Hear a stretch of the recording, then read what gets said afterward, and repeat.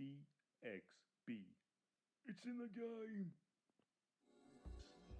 Hello everybody and welcome to another BXB game review. My name is Cameron. Today I'm bringing you BOID. This is an RTS game where you control your squads to knock out the enemy and take over the territory. Now, basic premise of this game is that in the future we have created some form of life pod that we send into space, finds a planet and tastefully lands on it. It terraforms the world and creates life, and your job is to guide the new creatures through the territories, destroying hostile units, and they all get collected in the pod for data collection. It's a really simple interface. You just need to click on your troops, send them to a location, and what's really good about this game, well, I found it's relatively interesting at least anyway, is compared to previous games where you have to rely on your resources such as energy levels or money to make your troops, all you need to do is collect a simple spawn point and it will continue to create your troops for you.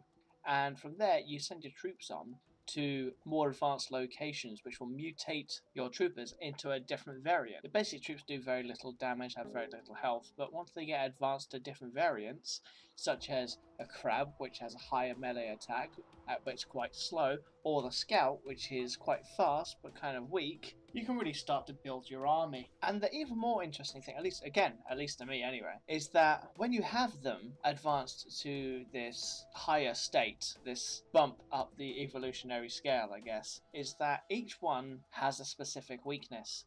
For example, the crabs are slow, so they don't actually do too well when it comes to gun attacks. And by guns, I mean guns. Later on in the evolutionary scale, they acquire a kind of laser blast. But the guns are too slow to take on scout troops. So every type of unit has a weakness, and every unit has something that it's strong against. It's a real rock, paper, scissors scenario. In fact, because there's more than 3 of them, it's a rock, paper, scissors, lizard, Spock, and throw in another 2. So the more spawn points you get, the more your troops will replenish, which of course you then have to send on to get stronger and then to take on the enemies. And that's it. That's the simplest way I can explain the game. And you know what? It works. I played a lot of RTSs in my time, and for once I just had to think about the squads tactically rather than worry about just my resources and everything. In fact, if anything, it was a little break from overthinking it.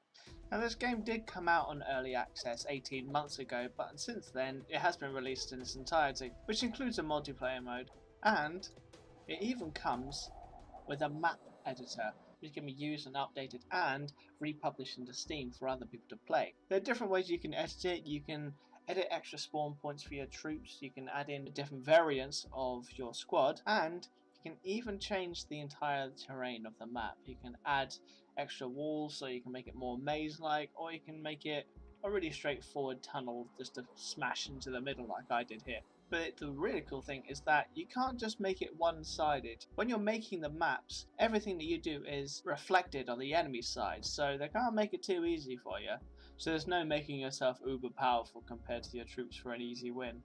Looks like you're going to have to actually try for a change. Another quick thing I noticed is that when you're playing, you can stream online to Twitch. And people that are watching you can vote to have additions or even hindrances on all your troops and the enemy troops as you play. I've had some previous experience with this, and it was a lot of fun. For example, at the beginning of one round, random people watching could vote to have a freeze mechanic on the map, where some of your troops every now and then might just freeze exactly where they are, completely frozen, unable to move or attack or defend themselves. Luckily for me, no one felt like being annoying. I really enjoyed this game. It kind of takes you back in a kind of way with a little nostalgia. It had a very Worms 2 feel in that you can create the environment to play around in, and just how basic and simple it was for me to grasp the entire game. I really did enjoy the artwork that they did for the cutscenes and the background scenes as well. They're more interactive than I thought they were playing through a second time, realizing that some of the drones that might have crashed down in the background are actually watching the environments happen, and as this camera swivels around to look around.